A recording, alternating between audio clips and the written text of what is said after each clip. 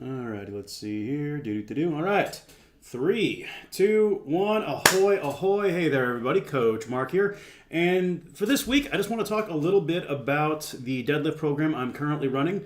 If you watch my shorts or follow me on Instagram, you probably saw this the other week. I did a brief discussion on the idea of a bi-weekly max effort method. Reason being, I'm a big fan of not rotating your max effort variation every single week. I think for a lot of us, spending 3 to 5 weeks at a time with a given max effort variation will allow us to extract more benefit from it. You know, on any given lift, your first week with it, you're just learning the timing, you're learning the positioning, and then in turn, by getting more time with it, once you've learned the skill of that specific movement, you can then extract more benefit from it as well, right? So that's why I like to take that approach. So this is just a sample of that kind of taken to a longer term methodology.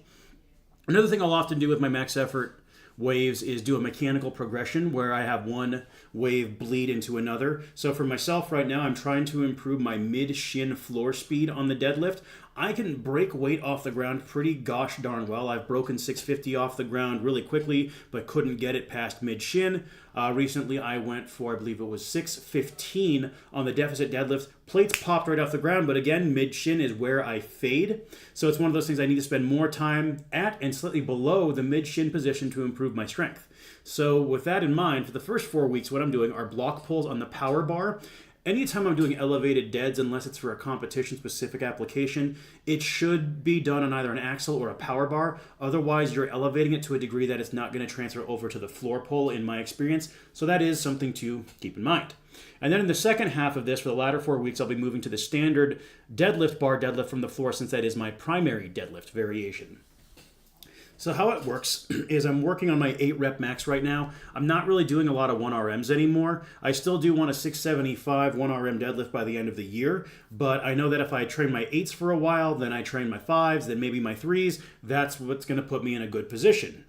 So for the first 4 weeks doing block pulls, how it's gone so far is in week 1, I hit an 8 rep max, and the target was to hit 80 to 85% of my target of 545 on the deadlift bar from the floor, which I did. I hit 465. But then in week 2, rather than going for another new repetition max, what I've done is I've taken the weight from the previous week and I did 3 sets of 5 with it. And then in week 3, I wanted to build to another new 8 rep max, targeting 85 to 90% of my end game 8RM, which I hit 495, so I'm still on track.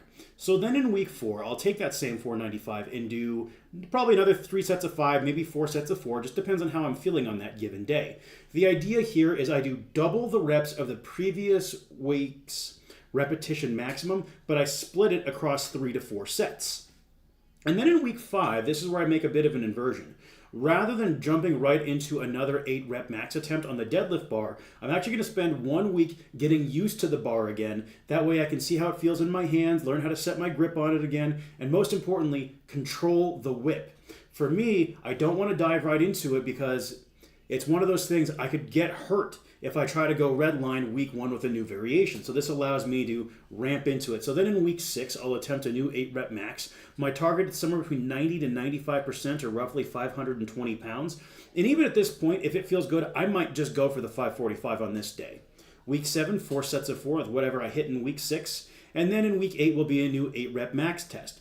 And in the event I hit my 8 rep max target here in week 6, I might take week 8 to hit a new 5 rep max depending on how I feel. But the entire idea behind this program is you can see how it allows me to train at max effort consistently, but then also float the brakes every other week to help manage recovery. Because right now I am also chasing a 365 pound per set of 20 squat by the end of the year. So this just gives me the opportunity to control my fatigue a little bit more and get more time spent on variations that put me in positions where I'm not very strong. I think this is a really good, viable off-season protocol. You could probably also use this for muscle building if you were to do something such as going from a close grip bench press into a regular bench press. Again, using a 2-step variation across those 4 weeks, can kind of call it a 2x4 approach, has a lot of unique value that I think is definitely worth experimenting with.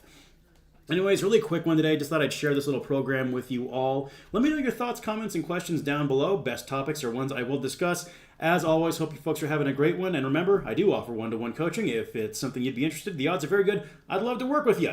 But you folks have a great rest of your